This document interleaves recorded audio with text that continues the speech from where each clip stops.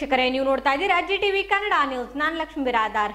ಮರಳು ಮಾಫಿಯಾ ಅಫಜಲ್ಪುರ ತಾಲೂಕಿನ ಕರಸ್ಗಿ ವಲಯದ ಗ್ರಾಮಗಳಾದ ಮಣ್ಣೂರ್ ಹಾಗೂ ಶೇಷಗಿರಿ ಗ್ರಾಮಗಳಲ್ಲಿ ಅಕ್ರಮ ಮರಳು ಮಾಫಿಯಾ ದಂಧೆಯನ್ನ ತಡೆಗಟ್ಟುವ ಸಲುವಾಗಿ ಜಯ ಕರ್ನಾಟಕ ತಾಲೂಕು ಯುವ ಘಟಕದ ಅಧ್ಯಕ್ಷ ಸಿದ್ರಾಮ್ ಸುಲ್ತಾನ್ಪುರ್ ಹಾಗೂ ಅವರ ಕಾರ್ಯಕರ್ತರು ಸೇರಿ ತಾಲೂಕಿನ ದಂಡಾಧಿಕಾರಿಗಳಾದ ಮಧುರಾಜ್ ಕೂಡಲ್ಗಿ ಹಾಗೂ ಆರಕ್ಷಕ ನಿರೀಕ್ಷಕರಾದ ಮಹಾಂತೇಶ್ ಪಾಟೀಲ್ ಅವರಿಗೆ ಮನವಿ ಪತ್ರ ಸಲ್ಲಿಸಿದ್ರು.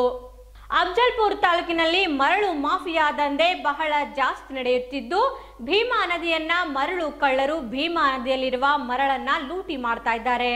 ಕೆಲವರು ಮರಳು ಮಾಫಿಯಾ ದಂಧೆನೇ ಕುಲ ಕಸುಬನ್ನಾಗಿ ಮಾಡಿಕೊಂಡಿದ್ದಾರೆ. ಇದೇ ಸಂದರ್ಭದಲ್ಲಿ ಸಿದ್ರಾಮ್ ಸುಲ್ತಾನ್ಪುರ್ ಮಾತನಾಡಿ, ತಾಲೂಕಿನ ಕರಸ್ಗಿ ವಲಯದ ಗ್ರಾಮ ಮಣ್ಣೂರ್ ಹಾಗೂ ಶೇಷಗಿರಿ ಗ್ರಾಮಗಳಲ್ಲಿ ಅಕ್ರಮ ಮರಳು ಸಾಗಾಣಿಕೆ ನಡೆಯುತ್ತಿದ್ದು, ಕೂಡಲೇ ಅಧಿಕಾರಿಗಳು ಎಚ್ಚೆತ್ತುಕೊಳ್ಳಬೇಕು, ಇಲ್ಲವಾದರೆ ಮುಂದಿನ ದಿನಗಳಲ್ಲಿ ಉಗ್ರವಾದ ಹೋರಾಟ ಮಾಡಬೇಕಾಗುತ್ತದೆ ಎಂದು ಎಚ್ಚರಿಕೆ ನೀಡಿದ್ರು. ತಾಲೂಕಿನ ಕರಸ್ಗಿ ವಲಯದ ಮಣ್ಣೂರು ಹಾಗೂ ಶೇಷಗಿರಿ ಗ್ರಾಮಗಳಲ್ಲಿ ಅಕ್ರಮವಾಗಿ ಮರಳು ಸಾಗಾಣಿಕೆ ನಡೆಯುತ್ತಿದ್ದು, ಕೂಡಲೇ ಅಧಿಕಾರಿಗಳು ಎಚ್ಚೆತ್ತುಕೊಳ್ಳಬೇಕು, ಇಲ್ಲವಾದರೆ ಮುಂದಿನ ದಿನಗಳಲ್ಲಿ ಉಗ್ರವಾದ ಹೋರಾಟ ನಡೆಸಬೇಕಾಗುತ್ತದೆ. ತಾಲೂಕಿನ ದಂಡಾಧಿಕಾರಿಗಳಿಗೂ ಹಾಗೂ ಪೊಲೀಸ್ ಇಲಾಖೆ ಅಧಿಕಾರಿಗಳಿಗೂ ಮನವಿ ಪತ್ರ ಕೊಟ್ಟಿದ್ದೆವು. ಕೂಡಲೇ ಅಧಿಕಾರಿಗಳು ಸ್ಪಂದಿಸಬೇಕು, ಇಲ್ಲವಾದರೆ ಮುಂದಿನ ದಿನಗಳಲ್ಲಿ ಭೀಮಾ ನದಿಗೆ ಇಳಿದು ಹೋರಾಟ ನಡೆಸಬೇಕಾಗುತ್ತದೆ ಎಂದು ಜಯ ಕರ್ನಾಟಕ ಸಂಘಟನೆ ವತಿಯಿಂದ ಎಚ್ಚರಿಕೆ ನೀಡಿ. ವಿದ್ಯುತ್ ತಂತಿ ಕಟ್ಟಾಗಿ ದಾಳಿಂಬಿ ತೋಟಕ್ಕೆ ಬೆಂಕಿ.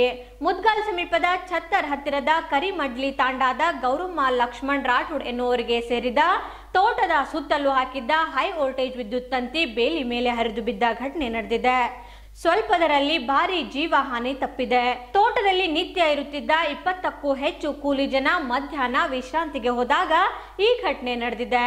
ವಿದ್ಯುತ್ ಸರ್ಕ್ಯೂಟ್ನಿಂದ ತೋಟದ ಬೇಲಿ ಸುತ್ತಲೂ ಬೆಂಕಿ ಹತ್ತಿಕೊಂಡಿದ್ದು, ಮಾರಾಟಕ್ಕೆ ಕಟ್ ಮಾಡಿಟ್ಟಿದ್ದ ದಾಳಿಂಬೆ ಹಣ್ಣುಗಳು ಬೆಂಕಿಗಾಹುತಿಯಾಗಿವೆ. ಇದೇ ಸಂದರ್ಭದಲ್ಲಿ ಲಿಂಗಸೂರ್ ಅಗ್ನಿಶಾಮಕ ಸಿಬ್ಬಂದಿ ಬೆಂಕಿ ನಂದಿಸಿದ್ರು.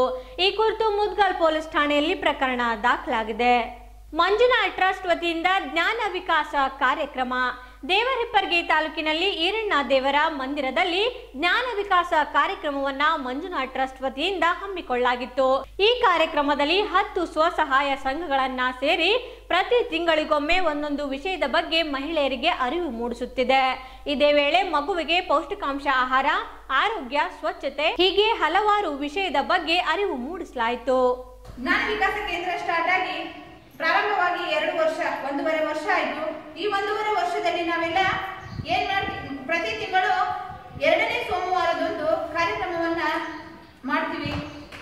ಪ್ರತಿ ತಿಂಗಳು ಪೌಷ್ಟಿಕಾಹಾರದ ಬಗ್ಗೆ ಇರ್ಬೋದು, ಆರೋಗ್ಯದ ಬಗ್ಗೆ ಇರ್ಬೋದು, ಮತ್ತೆ ನಾನು ಓದಿದ ಪುಸ್ತಕ ಅಂತೇಳಿ ಅದ್ರ ಬಗ್ಗೆ ಇರ್ಬೋದು. ಮತ್ತೆ ಇದಿಷ್ಟು ಈ ಹೊತ್ತಿನ ಸುದ್ದಿ. ಮತ್ತಷ್ಟು ಸುದ್ದಿಗಾಗಿ ನೋಡ್ತಾ ಇರಿ ಜಿಟಿವಿ ನ್ಯೂಸ್. ಜಿ ಅಂದ್ರೆ ಇದು ಜೀನಿಯಸ್.